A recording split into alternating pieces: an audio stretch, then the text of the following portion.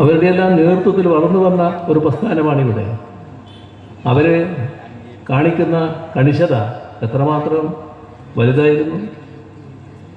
സാധാരണ കുഞ്ഞിരാവാടിനെ പറ്റി പറയുന്നൊരു തമാശ തന്നെയുണ്ട്.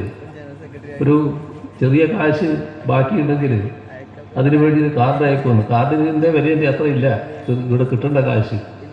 അത്ര കണിശത പാലിക്കുന്ന നേതാക്കന്മാരിവിടെ ഉണ്ടായ സ്ഥലമാണിത്. അവരുടെ മാതൃക പിൻപറ്റിക്കൊണ്ടാണ് ഈ പ്രസ്ഥാനം ഇവിടെ പ്രവർത്തിച്ചു വന്നത്. പിന്നീട് വന്നവരെല്ലാം ആ വഴിക്കാണ് വന്നത്. CP നാരായണനായാലും T ഗോവിന്ദനായാലും ഇപ്പോഴുള്ളവരായാലും എല്ലാം ആ വഴിക്കാണ് പ്രവർത്തിച്ചു വന്നത്. അവരുടെ എല്ലാം പ്രവർത്തനത്തിൻ്റെ ഭാഗമായി വലിയ തോതിലുള്ള കരുത്ത് ഇവിടുത്തെ പ്രസ്ഥാനത്തിന് നേടാൻ കഴിഞ്ഞിട്ടുണ്ട്. ആ പ്രസ്ഥാനത്തെ ഏതെങ്കിലും തരത്തിൽ പോർലേൽപ്പിക്കാൻ ഒരു ഘട്ടത്തിൽ മാർഗം കഴിഞ്ഞിട്ടില്ല. ഒരുപാട് സമയത്ത് നമ്മൾ പല പ്രതിസന്ധികൾ നേരിട്ടിട്ടുണ്ട്. ആ പ്രതിസന്ധികളിലൊന്നും ഇവിടുത്തെ പ്രസ്ഥാനം പൊലഞ്ഞിട്ടില്ല.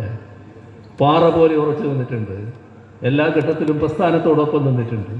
അതാണ് ഇവിടുത്തെ കേഡർമാരും ജനങ്ങളും എന്നതാണ് പ്രത്യേകത.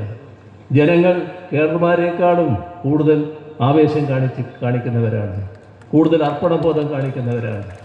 ആ മണ്ണിൽ ആരെതിരായിട്ട് വന്നാലും ഒരു ചുക്കും സംഭവിക്കില്ല എന്നുള്ളത് തന്നെയാണ് കാണേണ്ടത്. ഇവിടെ നല്ല തിളക്കമാർന്ന വിജയം LDF നേടുക തന്നെ ചെയ്യും. ഒരു സംശയവും ആ കാര്യത്തിലില്ല. ഇത് പവിത്രമായ മണ്ണാണ്, ചരിത്രമുറങ്ങുന്ന മണ്ണാണ്. ഈ മണ്ണിൻ്റെ പവിത്രതയെ കളങ്കപ്പെടുത്താൻ ആര് ശ്രമിച്ചാലും അത് നടക്കുന്ന കാര്യമല്ല. ആ പവിത്രത എപ്പോഴും ഉയർന്നു നിൽക്കും.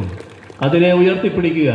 സഖാവ് TI മധുസൂദനനെ തന്നെ വൻപിച്ച ഭൂരിപക്ഷത്തോടെ വിജയിപ്പിച്ച് നിയമസഭയിലേക്ക് വീണ്ടും അയക്കുക എന്ന് അഭ്യർത്ഥിച്ചുകൊണ്ട് അവസാനിപ്പിക്കുന്നു. നിങ്ങൾക്കെൻ്റെ അഭിവാദ്യങ്ങൾ.